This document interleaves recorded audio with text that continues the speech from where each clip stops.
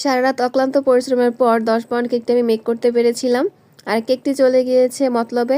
Strawberry ফ্লেভারের 10 pound কেকটির জন্য ভাই 1 মাস আগে আমাকে হাফ পেমেন্ট করে কেকের অর্ডার কনফার্ম করেছিলেন। কেকটি অর্ডার করেছিলেন ভাইয়া ওনার মেয়ের জন্য। কেকের ডেকোরেশন হতে শুরু করে কেকের প্রত্যেকটা ফুল কেমন হবে উনি আমাকে সমস্ত কিছু আমাকে ভেঙে ভেঙে বলেছিলেন।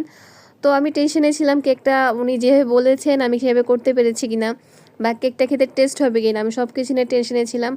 তো আলহামদুলিল্লাহ ওনার খুবই পছন্দ হয়েছে কেকটা, আর কেকের টেস্টও আসলে ভালো ছিল।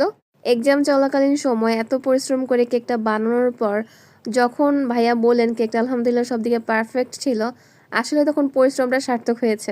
রব্বাইতুল বাইত পেজে আপনাদের মন মতো পছন্দের ফ্লেভারে কেকটি পেয়ে যাবেন। আর অবশ্যই বড় কেক বা কাস্টমাইজ কেকের আগে অবশ্যই আমাকে 4-5 দিন আগে হাফ পেমেন্ট করে কেকের অর্ডারটা কনফার্ম করতে হবে, কারণ যেগুলো বড় কেক থাকে কাস্টমাইজ কেক থাকে বলার সাথে সাথে মেক করা যায় না।